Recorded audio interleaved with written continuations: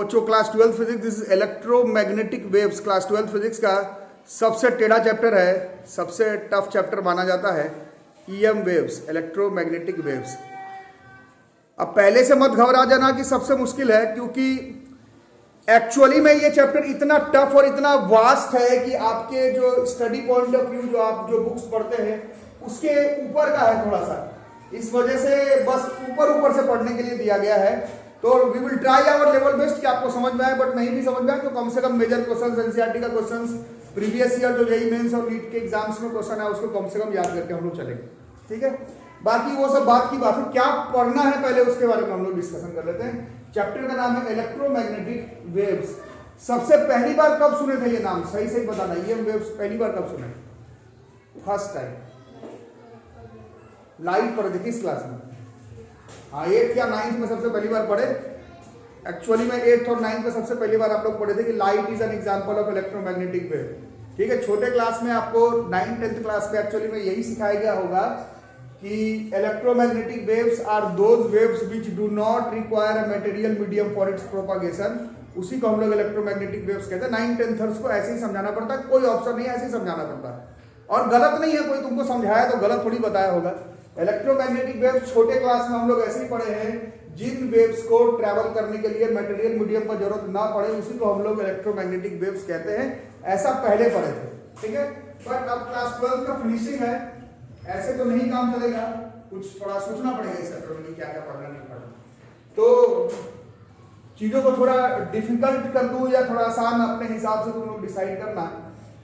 देखो इसमें वर्ड है इलेक्ट्रोमैग्नेटिक वेव्स, तो एज अ साइंस स्टूडेंट हमें मालूम है कि इसमें इलेक्ट्रिक फील्ड, इलेक्ट्रिसिटी, इन सब कॉन्सेप्ट का भी काम पड़ेगा। Electric field to be precise, और मैग्नेटिक वर्ड लिखा होगा तो इसमें मैग्नेटिक फील्ड का कॉन्सेप्ट का भी काम पड़ेगा।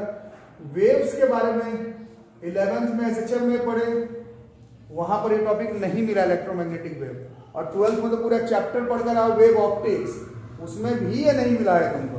तो इसका मतलब है कि इतना वास्ट है कि इसको ना इलेक्ट्रिक फील्ड में पढ़ाया जा सकता था, ना मैग्नेटिक फील्ड में, ना वेव्स में पढ़ाया जा सकता था। इसको एक अलग चैप्टर, अलग सेगमेंट दिया है। So it's a very very difficult and मतलब क्या बोले उसको, काफी वास्ट पेपर है।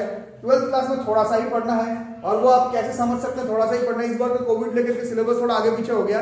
हर साल बोर्ड्स में चैप्टर केवल 3 नंबर कैरी करता है, सिर्फ 3 मार्क्स। उससे आप समझ सकते हैं इतना वास्ट चैप्टर जिसमें पूरा इलेक्ट्रिक फील्ड का भी कॉन्सेप्ट लगाना है, पूरा मैग्नेटिक का भी, पूरा वेव्स का भी, और सिर्फ 3 नंबर मिलता है। और वो 3 नंबर भी आप लोग का प्री बोर्ड वगैरह हो गया है, तो सबको ही मालूम है कि इसमें एक इलेक्ट्रोमैग्नेटिक स्पेक्ट्रम वेव सीरीज दिया हुआ है जिसमें टाइप्स ऑफ ईएम वेव्स, उसका फ्रीक्वेंसी वेवलेंथ है, वो 3 नंबर भी उसी से मिल जाता है।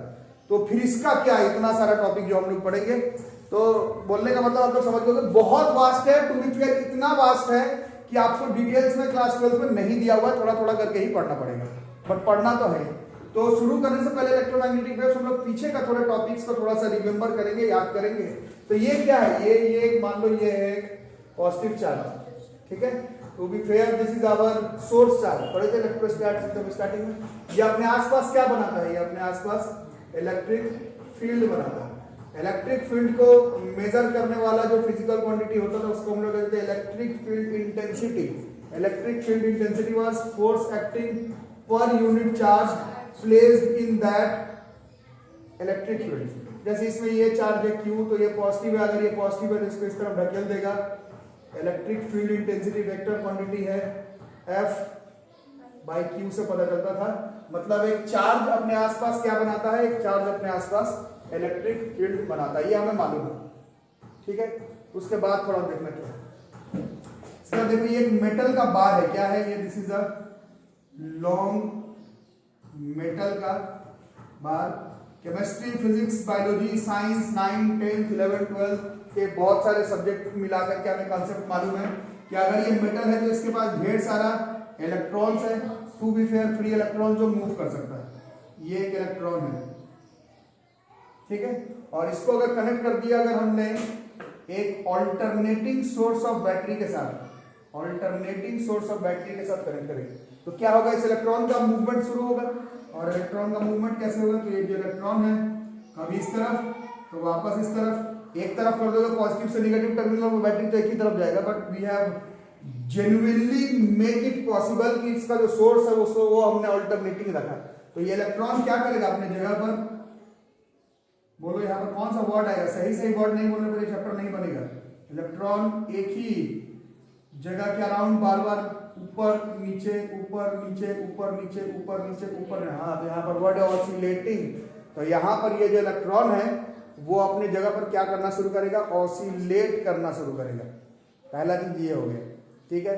दूसरा चीज अभी आप लोग बताएं कि ऐसा भी चार्ज है वो अपने आसपास क्या बनाता है, वो अपने आसपास इलेक्ट्रिक फील्ड बनाता है।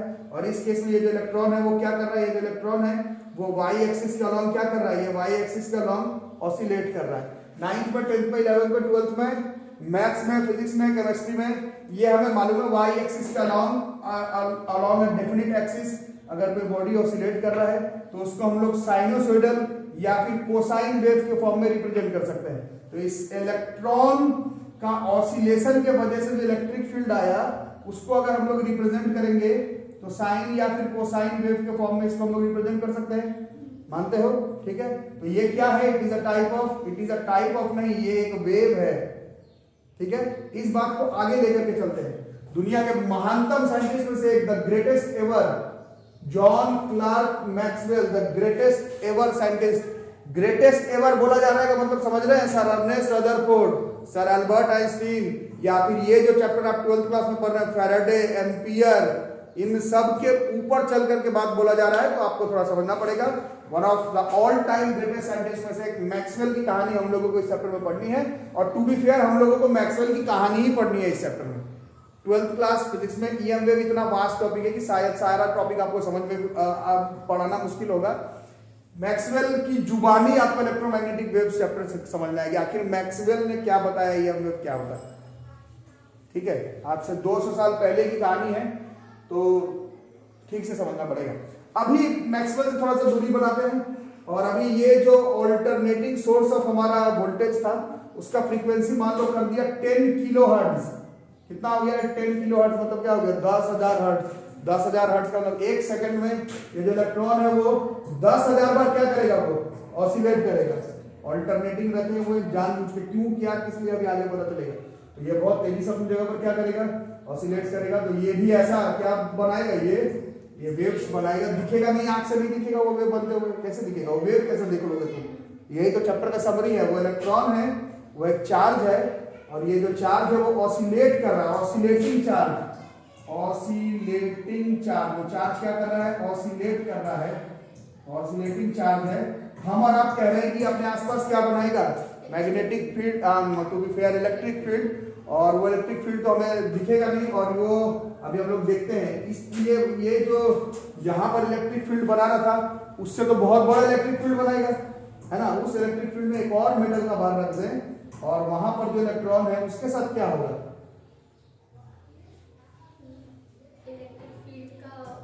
के वजह से वो इलेक्ट्रॉन भी जो है वो यहाँ पर क्या करने लगेगा, ये इलेक्ट्रॉन भी अपने जगह पर ऑसिलेट करने लगेगा। मानते हो बात को। और जब ये ऑसिलेट करेगा तो फिर ये क्या प्रोड्यूस करेगा अपने आसपास, और फिर उसमें अगर कोई मेटल का बार रख दूं तो उसका इलेक्ट्रॉन भी क्या करेगा, वो भी जो है वो ऑसिलेट करेगा। तो एक तरह से अगर आप देखें तो ये जो मेरा फ्रीक्वेंसी था इसके जो सिग्नल्स थे वो हम लोग इधर से इधर से इधर से इधर से इधर से इधर से इधर से इधर से इधर से इधर करते हुए हम लोग ट्रांसफर कर पा रहे हैं एक जगह से दूसरे जगह पर। 9th क्लास में पहली बार पढ़े थे, अगर हम लोग एनर्जी को वाइब्रेशन ऑसिलेशन के फॉर्म में एक जगह से दूसरे जगह तक भेजें और वो इलेक्ट्रॉन या फिर जो पार्टिकल है उसको खुद नहीं जाना है इधर से उधर, सिर्फ एनर्जी को पहुंचाना है एक जगह से दूसरे जगह पर ऑसिलेशन के मदद से, वाइब्रेटरी डिस्टरबेंसेस के मदद से। तो वैसे ही वाइब्रेटरी डिस्टरबेंस को हम लोग कहते हैं वेव्स। यहाँ पर जो वेव्स बन रहा है those waves are known as electromagnetic waves. यहाँ पर जो वेव है वो ईएम वेव है जिसके वजह से यहाँ का इलेक्ट्रॉन आप लोग बोले कि ऑसिलेट करेगा, that is due to electromagnetic waves. तो अभी हम लोग इस चैप्टर पढ़ेंगे कि आखिर ये ईएम वेव होता क्या है, बट ये कहानी है, इसके बारे में हमें पढ़ना है, ठीक है। बोलोगे ये तो समझ ही में आ गया, सब चैप्टर खत्म करिए, ये तो अब समझ में ही आ गया, तो अब पढ़ेंगे क्या, ठीक है। पढ़ना ये है कि बचपन से हमने पढ़ा है कि वेव्स ट्रांसफर होता है ना। वेव्स में क्या ट्रांसफर होता है, एनर्जी ट्रांसफर होता है। अच्छे से समझना है, ये चैप्टर जैसे जैसे आगे बढ़ेगा ये कंफ्यूजिंग ही होता रहता है ना। वेव्स को आगे बढ़ने के लिए हम लोग एनर्जी को ट्रांसफर करते हैं, बट प्रॉब्लम की बात यह है कि पार्टिकल खुद तो ट्रांसफर नहीं होता, बट पार्टिकल्स का जरूरत पड़ता है वेव्स को आगे खिसकाने के लिए। बात समझ आ रही है। अभी तो ये इलेक्ट्रॉन कूद के इधर नहीं जाएगा, बहुत अच्छी बात है, हो गया सर डेफिनेशन खत्म, वेव्स का बंद कीजिए, चैप्टर आ गया हमें समझ में। बट फिर तुम मिसकैलकुलेशन कर गए, वेव का डेफिनेशन में एनर्जी को ट्रांसफर करते हैं, कर रहे हैं, ऑसिलेशन के मदद से करते हैं, वो भी कर रहे हैं, बट वो वेव्स को ट्रांसफर करते हैं तो पार्टिकल तो इधर से उधर नहीं गया, बट मीडियम्स में पार्टिकल्स तो चाहिए ना, कोई तो चाहिए जो इस एनर्जी को उधर से उधर लेकर के जाएगा, वो यहां पर नहीं दिख रहा है। और ये अभी आप लोग थोड़ी देर पहले बताया है कि 5th क्लास या 6th क्लास में पहली बार पढ़े थे, इलेक्ट्रोमैग्नेटिक वेव्स वो वेव्स होता है जिनको ट्रांसफर ट्रैवल करने के लिए किसका जरूरत नहीं पड़ता है, मीडियम का। तो आखिर वो एनर्जी आएगा कैसे उधर से उधर, यही तो पेच है। इसी पर इलेक्ट्रोमैग्नेटिक वेव 200 साल से फंसा हुआ है और science is regularly working on electromagnetic waves, क्योंकि इसकी कहानी थ्योरेटिकल है, बहुत ज्यादा कंसेप्चुअल है। एक तरफ तुमको लगेगा कि हमको समझ में आ रहा, फिर एक नया क्वेश्चन इसमें अराइज हो जाता है जिसमें कि लोग फंस जाएंगे। यहाँ पर एनर्जी कंफर्म ट्रांसफर हुआ है, वेव भी बना है, बट वेव को जाने के लिए बीच में मीडियम्स का जरूरत पड़ता है। तुमने डेफिनेशन बोल तो दिया कि एक ऐसा वेव जिसको मीडियम का जरूरत नहीं, बट तुम्हारे बोलने से क्या हो गया, कोई तो चाहिए जो कि उस वेव की एनर्जी को एक जगह से दूसरी जगह तक करे। कौन, क्यों, क्या, किस लिए, कब, उसके बारे में इस चैप्टर में हम लोग पढ़ेंगे, और मैक्सवेल की जुबानी इलेक्ट्रोमैग्नेटिक वेव्स को हम लोग पढ़ेंगे। ठीक है, तो ये थोड़ा सा डायग्राम थोड़ा सा बना लोगे। अब जो नेक्स्ट टॉपिक करेंगे उससे चैप्टर स्टार्ट हो जाएगा। अभी तक ईएम वेव थोड़ा थोड़ा शुरू हो गया है, समझ में आ रहा होगा इस चैप्टर में, बट एक बहुत बड़ा शुरू तो किए, बट 11 मिनट के वीडियो के बाद हम लोग एक बहुत बड़े पेज में फंस गए कि आखिर वो एनर्जी ट्रांसफर कैसे हो गया उधर से उधर, है ना, बिना पार्टिकल के। डेफिनेशन सुनने में तो ठीक लग रहा है, सुनने में तो ठीक लग रहा है कि बिना पार्टिकल के ट्रांसफर हो गया, बट कैसे हो गया उसके लिए हमें बातचीत करना पड़ेगा। ठीक है, और ये बातचीत करते करते हम लोग देखेंगे कि जितना बड़ा बड़ा साइंटिस्ट का प्रिंसिपल थ्योरी पढ़ कर आया हो सब गलत होना शुरू हो जाएगा। ईएम वेव्स ऐसा ही टॉपिक है। ठीक है, ये पूरा चैप्टर हमें मैक्सवेल के जुबानी पढ़ना है, इसको हम लोग को थोड़ा सा समझना पड़ेगा। ठीक है, तो फैराडे का लॉ ऑफ इलेक्ट्रोमैग्नेटिक इंडक्शन एक बार हम लोग याद करेंगे। फैराडे का लॉ ऑफ इलेक्ट्रोमैग्नेटिक इंडक्शन क्या था, पूरा चैप्टर था आपका इलेक्ट्रोमैग्नेटिक इंडक्शन, 10th में भी था, 12th में भी था। क्या पढ़े हैं फैराडे का लॉ ऑफ इलेक्ट्रोमैग्नेटिक इंडक्शन, जल्दी से बताओ, शॉर्टकट में बताओ। कब कब कब होता करंट, बताओ थोड़ा सोचो, उसको बताओ, कोई दिक्कत नहीं है। ईएमएफ इंड्यूस होता है कब, क्या कैसे, 10th में भी पढ़े, 12th में भी नहीं, ठीक से बताओ। ये नहीं था, करंट पास कर रहा नहीं था, magnetic flux linked with the coil, सब भूल गए क्या? अगर हम लोग magnetic flux linked with the coil अगर चेंज करेंगे तो वहीं पर दुनिया के महानतम साइंटिस्ट में से फैराडे ने बताया कि वहां पर ईएमएफ जो होता है वो इंड्यूस्ड हो जाता है। ये बात हम लोग पढ़ चुके हैं पहले। ठीक है, फैराडे का लॉ अगर आपको याद नहीं तो ये पूरा चैप्टर ही गड़बड़ा जाएगा। ठीक है, फैराडे का लॉ ऑफ इलेक्ट्रोमैग्नेटिक इंडक्शन यही कहता है कि चेंजिंग मैग्नेटिक फील्ड, मतलब लैंग्वेज शब्द ये नहीं है, बस जज्बात यही है ना, शब्द ये नहीं है, शब्द है magnetic flux link with the coil को तुम किसी भी तरह से डिस्टर्ब करोगे तो वहां पर ईएमएफ जो है वो इंड्यूस हो जाएगा, और कॉइल को अगर तुम क्लोज कर देते हो तो उसमें करंट भी फैल जाएगा। ईएमएफ इंड्यूस होगा और कॉइल को अगर क्लोज कर देते हो तो वो सर्किट अगर पूरा हो गया तो करंट भी इंड्यूस हो जाएगा। यही पढ़े, उसमें बहुत लंबा लंबा क्वेश्चन, प्रूफिंग और बहुत सारा फिजिकल एप्लीकेशन जो है वो इलेक्ट्रोमैग्नेटिक इंडक्शन में था, और 10th में ही टू बी प्रिसाइज पढ़ लिए थे। जनरेटर ही इलेक्ट्रोमैग्नेटिक इंडक्शन में था, पहले 10th में ही पढ़ चुके थे। खैर, तो अच्छे से समझना, फैराडे का लॉ ऑफ इलेक्ट्रोमैग्नेटिक इंडक्शन अगर पूरा पूरी याद नहीं भी है तो भी हमें ये याद करना पड़ेगा कि फैराडे ने बताया था कि चेंजिंग मैग्नेटिक फील्ड से क्रिएट होता है इलेक्ट्रिक फील्ड। समझ में आ रही बात? अरे यही बताया था, magnetic flux link with the coil change करेगा तो वहां पर इंड्यूस ईएमएफ प्रोड्यूस होगा। इंड्यूस ईएमएफ को कॉइल को क्लोज कर दोगे तो वो करंट बन जाएगा, इंड्यूस करंट। इसको थोड़ा सा तोड़ करके ऐसे बोल सकते हैं कि फैराडे का सीधा सीधी लॉ ये कहता है कि अगर हम लोग magnetic field, changing magnetic field जो है वो अपने आसपास एक इलेक्ट्रिक फील्ड बनाता है। इलेक्ट्रिक फील्ड से ही ना ईएमएफ, ईएमएफ से ही ना करंट। कुछ समझ में आ रहा है कि बाउंस करना? अरे ये पढ़े हैं, बिना Faraday law of electromagnetic induction के कैसे ईएमएफ पढ़ लोगे? नहीं, संभव ही नहीं हो पाएगा। क्योंकि ये चैप्टर शुरू ही यहीं से होता है कि जिस दिन 1831 टू बी प्रिसाइज, ऐसा ही फिजिक्स है, पता नहीं फिजिक्स में सब जगह पर सिमेट्री है, सब जगह पर सिमेट्री, पता नहीं कैसे। जिस दिन फैराडे का लॉ है 1831 में, ये वाला लॉ है फैराडे का लॉ ऑफ इलेक्ट्रोमैग्नेटिक इंडक्शन, जिसने फिजिक्स को पूरा अपसाइड डाउन चेंज कर दिया, उसी दिन जन्म हुआ जेम्स क्लार्क मैक्सवेल, दुनिया के ग्रेटेस्ट एवर साइंटिस्ट, जिन्होंने आगे जाते जाते फैराडे का लॉ ही गलत साबित कर दिया, जिस पर पूरा साइंस बेस्ड है। पूरा इलेक्ट्रोमैग्नेटिक इंडक्शन फैराडे के लॉ को फॉलो करता है। लेंज लॉ पढ़े हो, फ्लेमिंग्स राइट हैंड रूल पढ़े हो, पूरा एक चैप्टर पढ़े हो, कई सारा फिजिकल एप्लीकेशन पढ़े हो।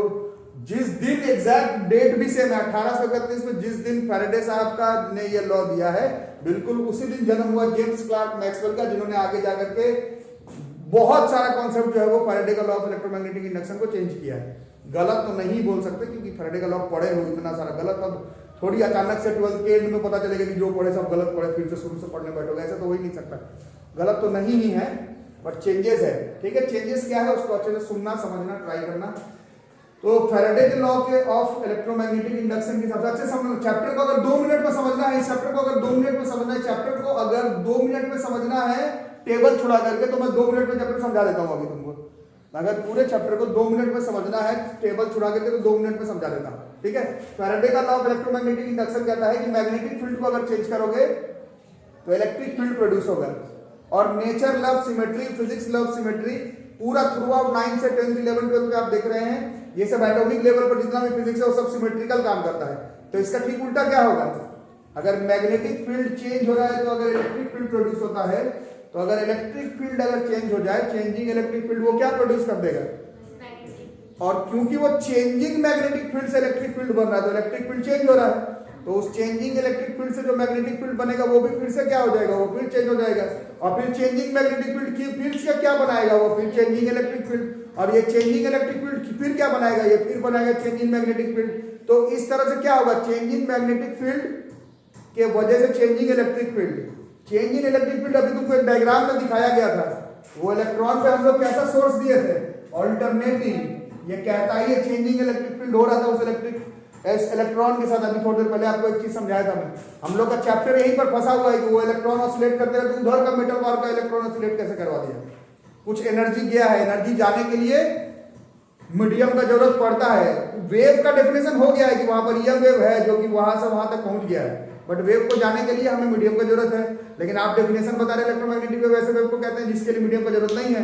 तो अगर मीडियम का जरूरत नहीं है, पार्टिकल का जरूरत नहीं, तो कोई तो किया वहां से वहां तक, तो कैसे किया, तो अब आप लोग को आ रहा होगा समझ में। जेम्स क्लार्क मैक्सवेल दुनिया के ग्रेटेस्ट एवर साइंटिस्ट में से एक, इन्होंने बताया कि अगर चेंजिंग मैग्नेटिक फील्ड अगर इलेक्ट्रिक फील्ड बनाता है, जो कि फैराडे ने बताया, तो मैक्सवेल ने बताया कि भैया इसका उल्टा भी काम करेगा। इसका उल्टा काम करने का मतलब क्या हुआ कि जैसे जैसे इलेक्ट्रिक फील्ड चेंज होगा वहां पर एक चेंजिंग मैग्नेटिक फील्ड बनेगा, वो चेंजिंग मैग्नेटिक फील्ड फिर से क्या बनाएगा, changing electric field. Changing electric field अभी आपको थोड़ी देर पहले समझाया गया था, वो चेंज इन इलेक्ट्रिक फील्ड से, वो चेंज इन इलेक्ट्रिक फील्ड से फिर चेंज इन मैग्नेटिक फील्ड, वो चेंज इन मैग्नेटिक फील्ड से फिर चेंज इन इलेक्ट्रिक फील्ड, वो चेंज इन इलेक्ट्रिक फील्ड से फिर चेंज इन मैग्नेटिक फील्ड, जिसके वजह से फिर चेंज इन इलेक्ट्रिक फील्ड। और ये जो चेंज इन इलेक्ट्रिक फील्ड है, इसके वजह से ही वो जो इलेक्ट्रॉन का जो एनर्जी है, वो अभी आप थोड़ी देर पहले देखे थे, एक मेटल बार से दूसरे मेटल बार तक पहुंच गया है।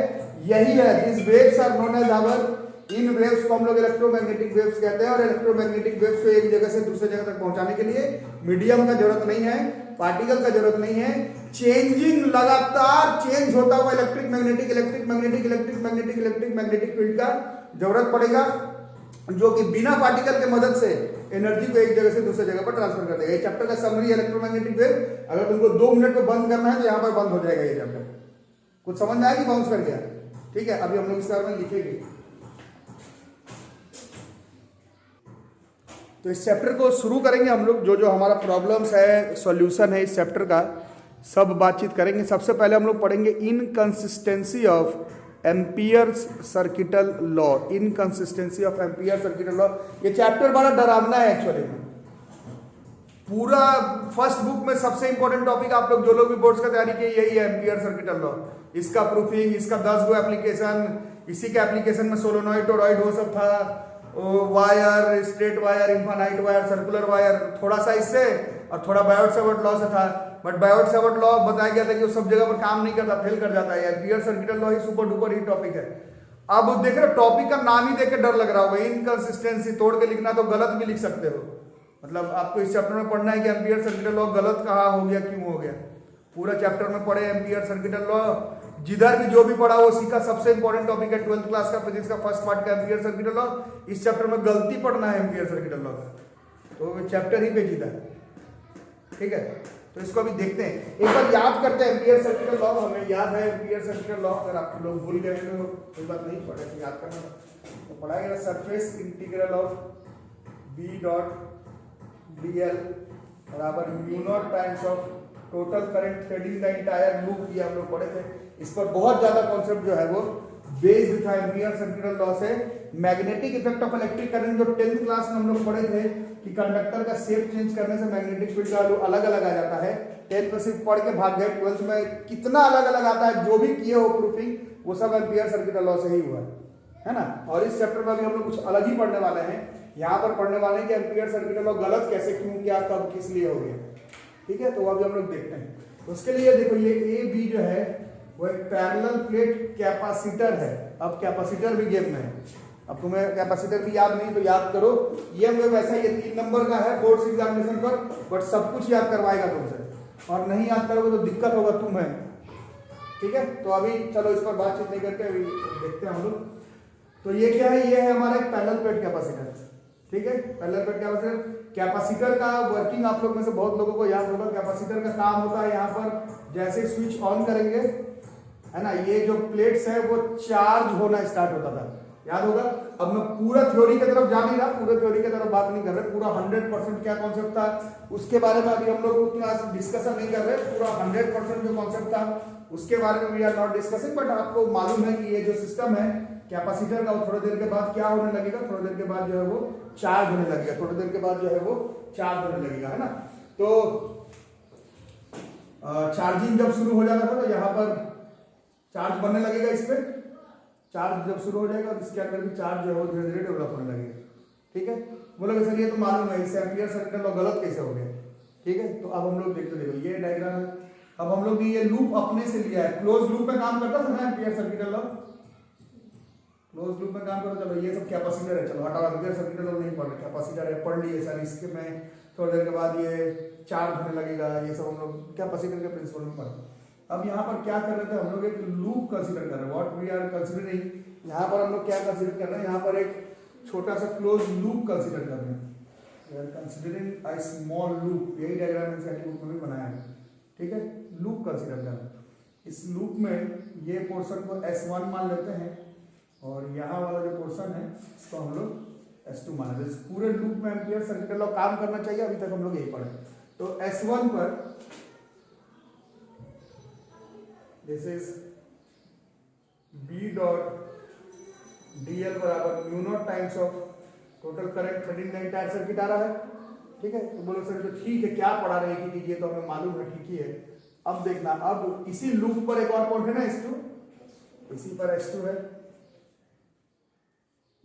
S2 पर वो उसी लूप का पोर्शन है, और उसी लूप पर ये जो B डॉट dl है ये mu naught times of total current जो आने वाला था वो यहाँ पर कितना करंट है, यहाँ पर करंट आई तो यहाँ पर था, इससे तो ये चार्ज होना शुरू हो गया। तो इस पॉइंट पर कितना करंट आया है,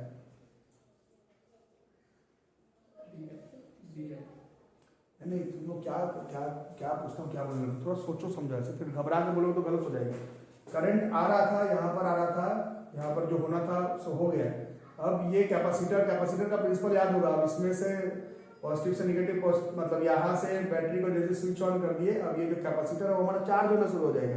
ये कैपेसिटर में चार्ज डेवलप करना स्टार्ट हो जाएगा। ये कैपेसिटर धीरे धीरे चार्ज होने लगेगा, ये कैपेसिटर धीरे धीरे चार्ज होने लगेगा। ये करंट यहाँ पर अब नहीं है, क्या बोल रहे हो आईडीएल, क्या पता नहीं क्या क्या बोलो, यहाँ पर किसी तरह का करंट नहीं है। ये कैपेसिटर चार्ज होने लगेगा, इसके बीच में करंट नहीं है, समझ आ रही बात, इसके बीच में करंट नहीं है। ये जो B डॉट dl करेंगे पूरे का वैल्यू जो है वो 0 आ जाएगा, लेकिन ये जो S2 है और ये S1 है ये सेम लूप पे है, ये सेम क्लोज लूप पर एक जगह पर एम्पियर सर्कुलर लॉ जो पढ़े हैं 12th क्लास का वो काम कर रहा है, और उसी लूप पर एक और पॉइंट पर इस पूरे का आंसर 0 आ जा रहा है। यही है inconsistency of ampere circular law. जो एम्पियर सर्कुलर लॉ हम लोग पढ़े तो हैं, बट ये सब जगह पर 100% एफिशिएंटली काम नहीं करता है।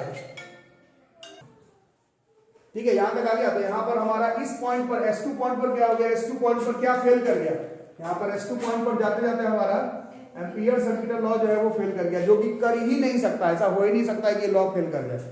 आप पूरा सिलेबस पढ़ करके रहा है एम्पियर सर्कुलर लॉ में, हो ही नहीं सकता है गलत, लेकिन कुछ तो गड़बड़ हो रहा है जरूर। यहाँ पर आंसर म्यू नॉट आई आ रहा है, यहाँ पर आंसर 0 आ जा रहा है, कुछ तो गड़बड़ यहाँ पर है एकदम 100%। ठीक है, तो उस गड़बड़ को दूर करने के लिए ही हम लोग एक कॉन्सेप्ट पढ़ेंगे, क्योंकि आप लोग कल परसों पूछ रहे थे, इसको हम लोग कहते हैं कॉन्सेप्ट ऑफ, इतना कंफर्म है कि ये सर्किट कंटिन्यूअस ही होगा। अगर यहाँ पर अगर किसी तरह का कोई करंट नहीं है, जो कि नहीं है ऑब्वियसली नहीं, बट अगर यहाँ पर किसी तरह का कोई करंट नहीं है तो फिर ये सर्किट डिसकंटिन्यूअस हो गया, और 2-3 क्लास का कॉन्सेप्ट के हिसाब से भी ये सर्किट डिसकंटिन्यूअस हो जाएगा, फिर ये सिस्टम काम नहीं करेगा। लेकिन करता तो है, इसके बीच में करंट नहीं है ना, समझ में आ रही है बात। ये ऐसा ही हमारा सिलेबस ही ऐसा है, जब जो चीज आता है तब सोचते हैं, जब तक आता नहीं सोचते नहीं। ये आया तो आज हमें सोचना पड़ रहा है कि अगर इसके बीच में करंट नहीं है तो जो 2-3 क्लासें पढ़े ये सर्किट ही कंप्लीट नहीं हो रहा है। लेकिन अगर है तो करंट है कहाँ है, तार ही नहीं है वहां, बिना तार के करंट कैसे। यही सिलेबस है, जब आता है तब हम लोग सोचना शुरू करते हैं। और ये डिफरेंस है आप में, मेरे और James Clerk, Maxwell, Faraday, Newton, Archimedes, Einstein में, this is the major difference.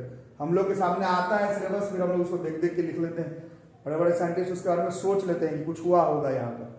ठीक है, तो यहाँ पर एक करंट के बारे में आया, टाइप्स ऑफ करंट हम लोग कभी नहीं लिखे आज तक। यहाँ पर एक नया तरह का करंट आता है, इस करंट को हम लोग कहते हैं डिस्प्लेसमेंट करंट। इस करंट को हम लोग क्या कहते हैं, डिस्प्लेसमेंट करंट। और ये पूरा कंसेप्ट डिस्प्लेसमेंट करंट का दिया हुआ है by one of the greatest ever scientist J.C. Maxwell, दुनिया के महानतम साइंटिस्ट में से। इन्होंने बताया कि इसके बीच में एक करंट जो है वो पास करता है, और उस करंट का एक नाम दिया गया, उसको हमने नाम दिया गया, उसको नाम दिया गया डिस्प्लेसमेंट करंट। आज तक जो करंट पढ़े थे उसको स्टेडी करंट बोल रहे थे, यहाँ पर इसको हम लोग कंडक्शन करंट कहेंगे।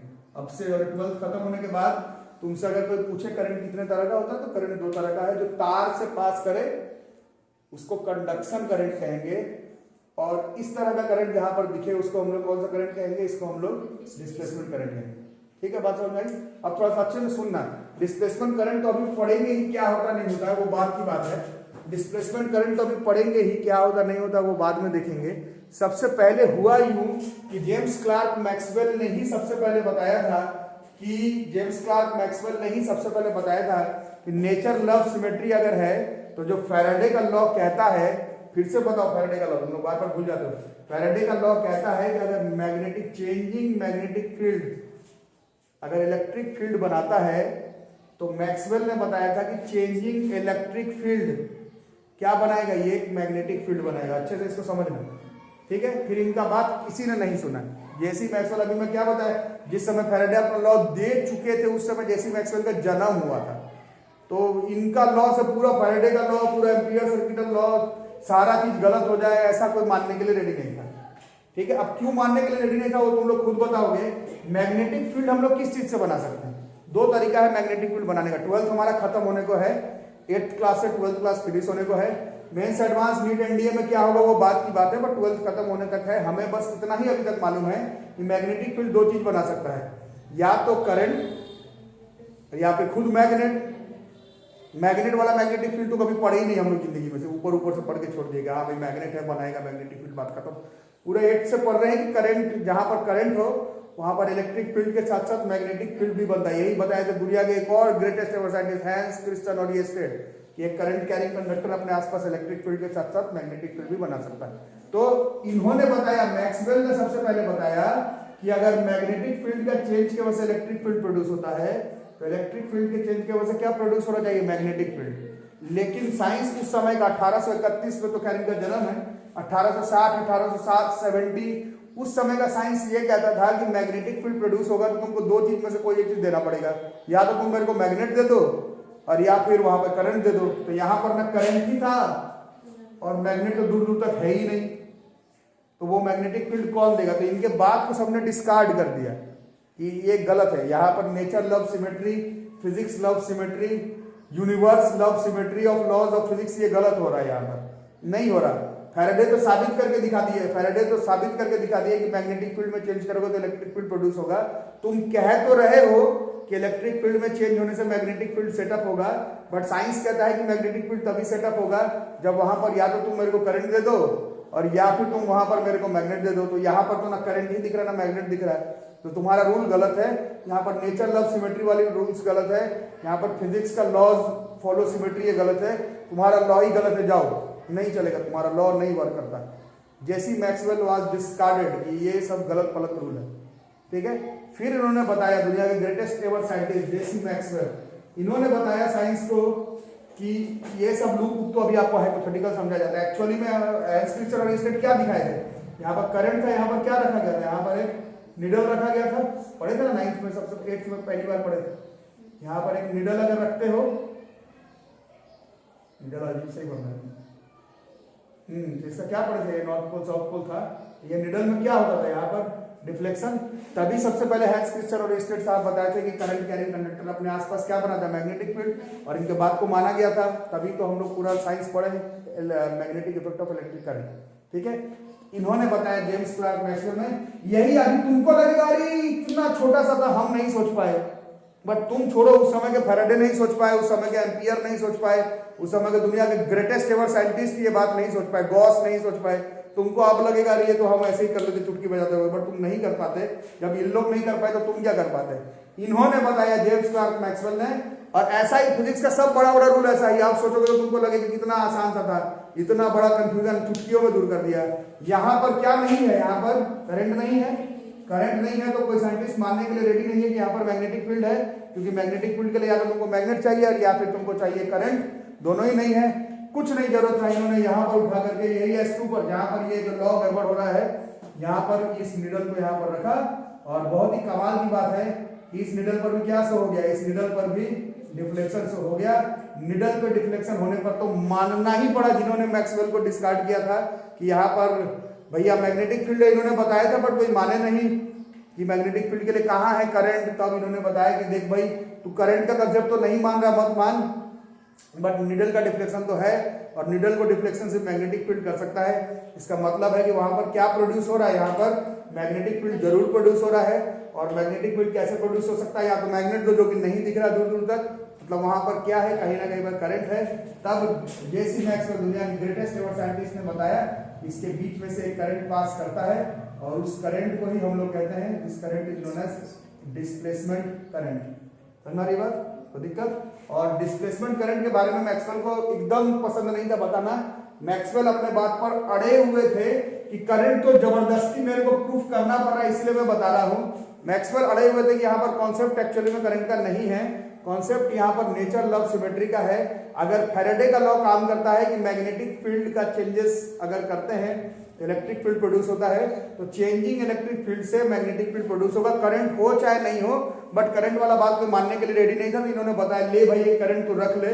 उस करंट का नाम दिया गया डिस्प्लेसमेंट करंट। बट मैक्सवेल अड़े हुए रहे, उनका कॉन्सेप्ट डिस्प्लेसमेंट करंट का अराउंड बेस्ड नहीं है।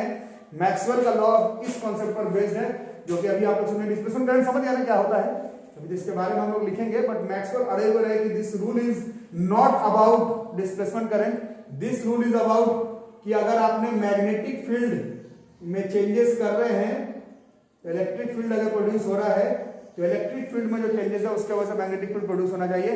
इन्होंने बताया ऐसे। इसके लिए अब आपको कैपेसिटर का प्रिंसिपल याद करना पड़ेगा। अगर आपको कैपेसिटर का प्रिंसिपल याद नहीं है तो हम लोग सब मुसीबत में है। अगर आपको कैपेसिटर का प्रिंसिपल याद नहीं है तो फिर तो हम लोग फिर सब प्रॉब्लम में है। फिर अगर हमें कैपेसिटर का प्रिंसिपल याद नहीं है तो फिर हम लोग प्रॉब्लम में है, याद होना पड़ेगा। तो कैपेसिटर का प्रिंसिपल हमें याद कर लेना होगा, आप लोग घर पर याद कर लेंगे। पैरेलल प्लेट कैपेसिटर है, जैसे इसमें स्विच ऑन करेंगे ये कैपेसिटर चार्ज होना शुरू होगा। इसमें से कुछ चार्ज यहाँ से निकलेगा और इसके पास पहुंच जाएगा, इससे निकलेगा इसके पास पहुंच जाएगा, और ये कैपेसिटर धीरे धीरे चार्ज होना स्टार्ट होगा। तो अगर शुरुआत में इसमें ऐसे एक ऐसे निगेटिव चार्जेस आया इस पर क्या है, इस पर पॉजिटिव चार्ज है, ठीक है। तो यहाँ पर देखो, और हम लोग इलेक्ट्रिक फील्ड के बारे में पढ़े हैं, ये अड़ गए कि यहाँ पर इलेक्ट्रिक फील्ड है। इलेक्ट्रिक फील्ड का बात करो, करंट फरेंट है तो है, हटाओ, मेरे से बात करो इलेक्ट्रिक फील्ड का। और इलेक्ट्रिक फील्ड के बारे में हम लोग जानते हैं, पहले चैप्टर में पढ़े इलेक्ट्रोस्टैट्स में, पॉजिटिव से निगेटिव इसके बीच में क्या बनता है, इसके बीच में इलेक्ट्रिक फील्ड बनता है। अभी यहीं से चैप्टर स्टार्ट हुआ था, ठीक है। तो अब देखो, जैसे अब ये और चार्ज हो रहा है, तो इसमें और निगेटिव, इसमें और पॉजिटिव, इसमें और निगेटिव, इसमें और पॉजिटिव, तो धीरे धीरे इलेक्ट्रिक फील्ड का वैल्यू क्या कर रहा है, इंक्रीज या डिक्रीज, जो भी वर्ड बोलो इस डायग्राम में, इंक्रीज कर रहा है। इंक्रीज डिक्रीज से मतलब नहीं है, चेंज हो रहा है, और इलेक्ट्रिक फील्ड चेंज हो रहा है, और यहाँ पर वाला नीडल जो है वो डिफ्लेक्शन शो कर रहा है। यहीं पर मैक्सवेल अड़ गए कि यही है मेरा कॉन्सेप्ट। मैक्सवेल का थ्योरी जो है वो डिस्प्लेसमेंट करंट का नहीं है। मैक्सवेल का थ्योरी यही है कि अगर तुम किसी भी तरह से इलेक्ट्रिक फील्ड को डिस्टर्ब करोगे तो वहां पर भी क्या प्रोड्यूस हो जाएगा, वहां पर मैग्नेटिक फील्ड प्रोड्यूस हो जाएगा। मतलब फैराडे का लॉ का ठीक उल्टा, मतलब law of symmetry is working, यही मैक्सवेल का लॉ है। डिस्प्लेसमेंट करंट इनको जबरदस्ती दुनिया को दिखाने के लिए बताना पड़ा कि ले भाई तू बिना करंट के नहीं सुन रहा बात मेरा, तो ले करंट ले ले, बट करंट का कॉन्सेप्ट इन्वॉल्व ही नहीं है। मैक्सवेल अड़े हुए रहे कि जहां जहां पर इलेक्ट्रिक फील्ड में चेंजेस होगा वहां वहां पर मैग्नेटिक फील्ड चेंज होगा, जहां जहां पर मैग्नेटिक फील्ड में चेंज होगा वहां इलेक्ट्रिक फील्ड बनेगा। ये फैराडे का लॉ है इलेक्ट्रोमैग्नेटिक इंडक्शन का। मैक्सवेल ये बताते हैं कि अगर तुम किसी तरह से इलेक्ट्रिक फील्ड को लगातार चेंज करोगे तो वहां पर भी मैग्नेटिक फील्ड बनेगा। समझा रहा, ये मैक्सवेल का कॉन्सेप्ट है। तो दिक्कत, और हम लोग जहां पर अड़े हुए थे, हम लोग जहां पर फंसे हुए थे वहां पर सोचते हैं अब बताओ फैराडे का लॉ के हिसाब से अगर मैग्नेटिक फील्ड में चेंजेस है तो इलेक्ट्रिक फील्ड बनेगा, चेंज करता हुआ इलेक्ट्रिक फील्ड। और मैक्सवेल के रूल के हिसाब से अगर इलेक्ट्रिक फील्ड चेंज कर रहे हो तो फिर एक चेंज करता हुआ मैग्नेटिक फील्ड, और फिर जहां पर चेंज करता हुआ मैग्नेटिक फील्ड वहां पर चेंज करता हुआ इलेक्ट्रिक फील्ड, और जहां चेंज करता हुआ इलेक्ट्रिक फील्ड वहां चेंज करता हुआ मैग्नेटिक फील्ड, जहां चेंज करता हुआ मैग्नेटिक फील्ड वहां चेंज करता हुआ इलेक्ट्रिक फील्ड। इसके वजह से क्या होते हुए नजर, इसके वजह से क्या होते हुए आपको हमको अब नजर आता है, उस समय तक साइंटिस्ट, अभी ये पूरा कहानी हम लोग डिस्प्लेसमेंट करंट और इलेक्ट्रिक फील्ड और मैग्नेटिक फील्ड पर लेकर के रो रहे हैं। एक्चुअल चैप्टर का नाम इलेक्ट्रोमैग्नेटिक वेव्स है। ये थ्योरी जब डिस्प्लेसमेंट करंट का खोज हो गया, जब इस कॉन्सेप्ट का पता चला कि इलेक्ट्रिक फील्ड का चेंज मैग्नेटिक फील्ड चेंज करता हुआ बना सकता है, तब उस समय बात हुई कि ये जो मेटल बार वाला भी आपको डायग्राम बनाया गया था कि एनर्जी ट्रांसफर हुआ है, तो एनर्जी कैसे ट्रांसफर हुआ, बिना मीडियम के एनर्जी ट्रांसफर हो जाए तो वैसे वेव का डेफिनेशन है, वैसे ही वेव को हम लोग क्या कहते हैं, इलेक्ट्रोमैग्नेटिक वेव। बट सवाल है कैसे हो सकता है, संभव ही नहीं है। तो संभव है अगर तुम इलेक्ट्रिक फील्ड को ऑसिलेट करवा दो, पहला डायग्राम में आज करवाए थे, तो उससे क्या, इलेक्ट्रिक फील्ड को ऑसिलेट करवाने से मैक्सवेल के रूल के हिसाब से मैग्नेटिक फील्ड ऑसिलेट हो जाएगा, और मैग्नेटिक फील्ड ऑसिलेट या फिर चेंज होने की वजह से फिर फैराडे के लॉ के हिसाब से फिर इलेक्ट्रिक फील्ड चेंज हो जाएगा, और फिर इलेक्ट्रिक फील्ड चेंज होने की वजह से मैं फैराडे का लॉ के हिसाब से फिर मैग्नेटिक फील्ड, उस मैग्नेटिक फील्ड से इलेक्ट्रिक फील्ड, इस फॉर्म में जो एनर्जी जो है वो एक जगह से दूसरे जगह तक स्पेस में बिना किसी मीडियम के चला जाएगा। इसी वेव को हम लोग इलेक्ट्रोमैग्नेटिक वेव कहते हैं। डिस्प्लेसमेंट करंट तो बस बीच का एक कड़ी है। डिस्प्लेसमेंट करंट के कॉन्सेप्ट से केवल यही पता चलता है कि चेंज इन इलेक्ट्रिक फील्ड जो है वो मैग्नेटिक फील्ड बनाता है, और कोई ये मानने के लिए रेडी नहीं था कि मैग्नेटिक फील्ड बिना करंट के कैसे, तो करंट को जबरदस्ती नाम देना पड़ा, तो नाम दिया गया displacement current. But game displacement current का नहीं है, गेम है डिस्प्लेसमेंट करंट से हमें पता चला कि इलेक्ट्रोमैग्नेटिक वेव कैसे प्रोड्यूस होता है। ठीक है, कोई दिक्कत इसमें किसको, यही सब चीजें भी लिखना है, लिखो, अगर नहीं भी लिखते हो तो सब चलेगा। अगर चैप्टर समझ गए तो उतना सारा चीज, अगर नहीं भी लिख रहे हो तो चलेगा, कोई दिक्कत वाली बात नहीं। वीडियोज में तो रहेगा, वैसे मैं लिखवाऊंगा जितना हो सके। यहाँ तक आ गई बात समझ में, ठीक है। अब अगर यहाँ तक बात आ गया तो एक चीज को और हम लोग समझने का ट्राई करेंगे। कॉन्सेप्ट ऑफ डिस्प्लेसमेंट करंट आ गया समझ में, ये समझ गए। अच्छा हाँ, कॉन्सेप्ट ऑफ डिस्प्लेसमेंट करंट के बाद अब हम लोग ये कर लेंगे कंटिन्यूटी ऑफ, लिखते भी रहो थोड़ा थोड़ा, continuity of ampere circuital law.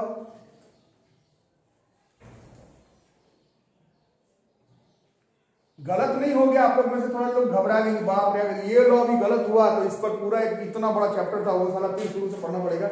गलत नहीं हुआ, ये लॉ डिसकंटिन्यूअस हो गया, इनकंसिस्टेंट। इसको कंटिन्यूअस बनाने के लिए मैक्सवेल ने बोला भाई तू करंट के पीछे ही पड़ गया तो ले करंट ले ले, और करंट ले ले और फॉर्मूला बस चेंज कर ले।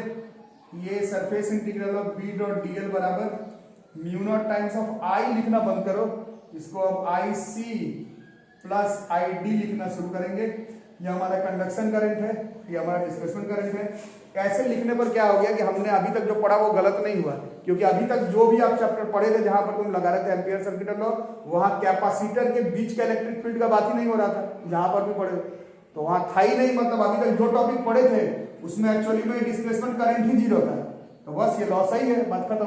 और जहां पर ये लॉ लगाना पड़ा, कहां पर लगा रहे हो, यहाँ पर, तो यहाँ पर क्या नहीं है, यहाँ पर आईसी नहीं है, तो यहाँ पर आईडी है, तो यहाँ पर ये लगा दो।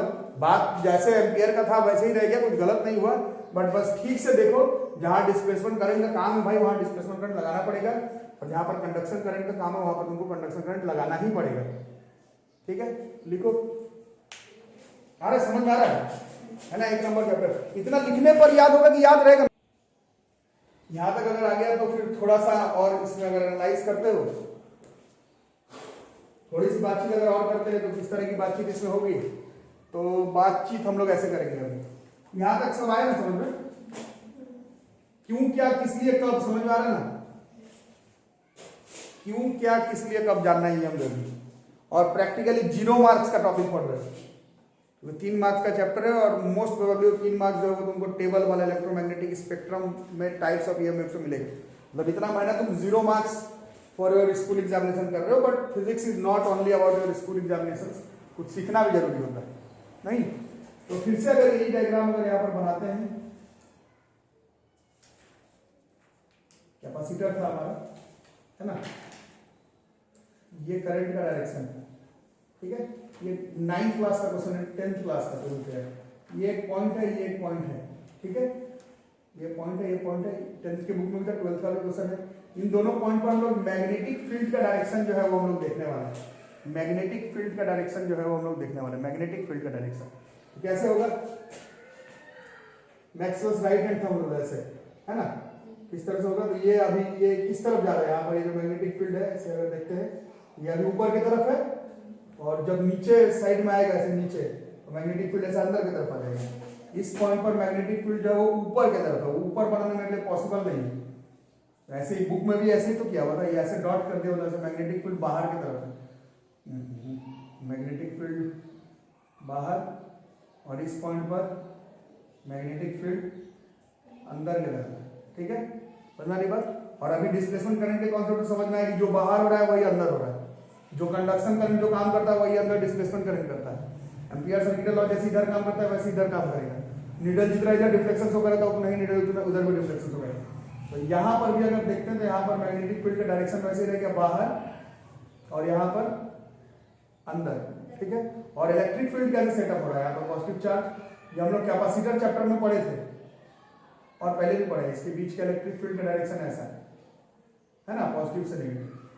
तो इलेक्ट्रिक फील्ड ऐसा और मैग्नेटिक फील्ड उस पर ऐसा, सब पढ़ा तुमने, इलेक्ट्रिक फील्ड ऐसा और मैग्नेटिक फील्ड ऐसा, दोनों आपस में कितने डिग्री पर, दोनों जो है वो बिल्कुल आपस में 90 डिग्री पर है। मतलब ये जो इलेक्ट्रिक फील्ड है और जो मैग्नेटिक फील्ड है ये बिल्कुल आपस में कैसा है, ये जो बिल्कुल है आपस में परपेंडिकुलर है। कौन कौन, चेंजिंग इलेक्ट्रिक फील्ड के वजह से जो चेंजिंग मैग्नेटिक फील्ड, मतलब जहां पर मैक्सवेल का थ्योरी काम कर रहा है वहां पर जो इलेक्ट्रिक फील्ड और मैग्नेटिक फील्ड का डायरेक्शन है वो आपस में परपेंडिकुलर है, ठीक है। ये चीज आ गई बात समझ में, परपेंडिकुलर है। और वेव, मैक्सवेल ने ऐसा करके दिखाया कि ये वेव का डायरेक्शन थोड़ी हुआ, हम लोग हमारा चैप्टर ये सब है ही नहीं। चैप्टर का नाम displacement current, Ampere circuit law और inconsistency of Ampere circuit law, ये तो है ही नहीं। चैप्टर का नाम ईएम वेव है।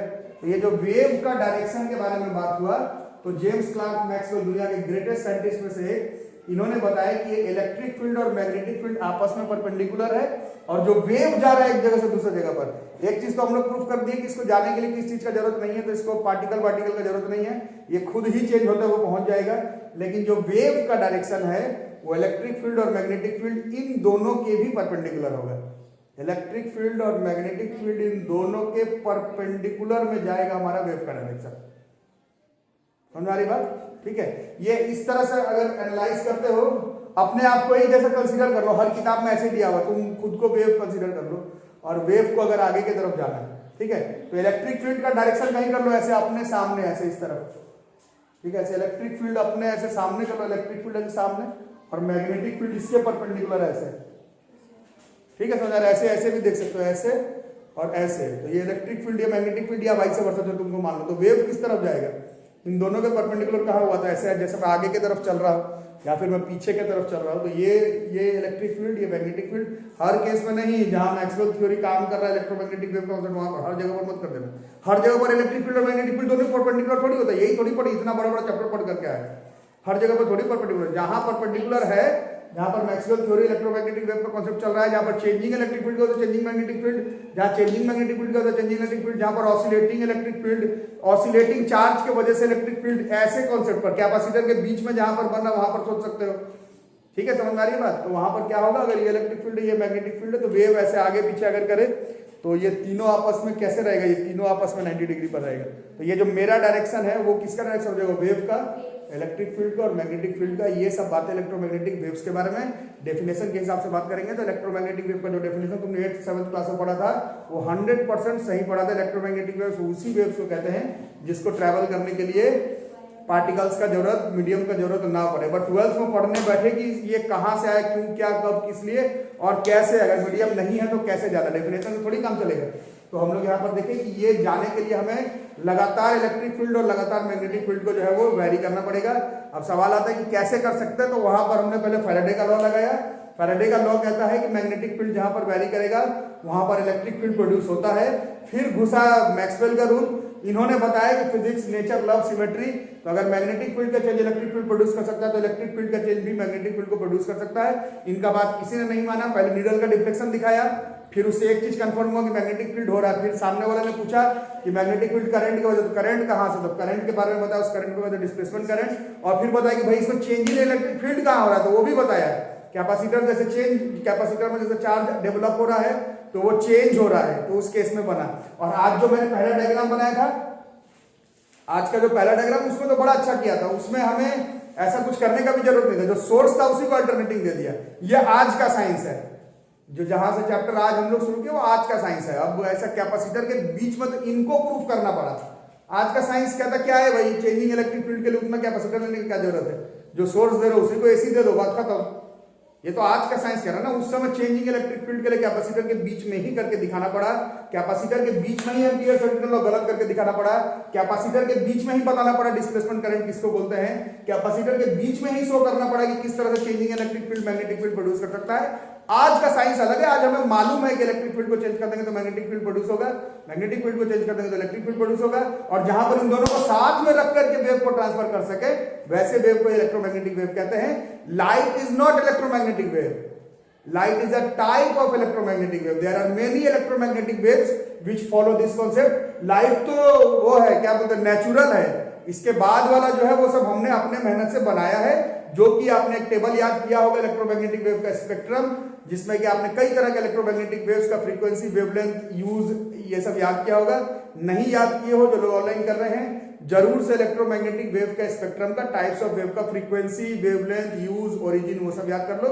इस चैप्टर में हमें बस यही पढ़ना था कि इलेक्ट्रोमैग्नेटिक वेव क्या, क्यों, कब, किस लिए, बीच में डिस्प्लेसमेंट करंट का क्या कॉन्सेप्ट है, एम्पीयर सर्किट लॉ कहां पर गलत हो रहा है, और किस तरह से। डेफिनेशन तो ठीक है कि बिना मीडियम के ट्रांसफर कर जाता है, बट कैसे, तो उसके लिए इतना कहानी हमें बताना पड़ा।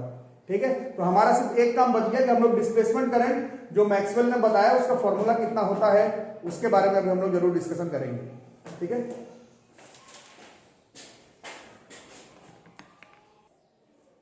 तो एक हम लोग बस कॉन्सेप्ट लगाएंगे कि आखिर ये डिस्प्लेसमेंट करंट का वैल्यू कितना होगा।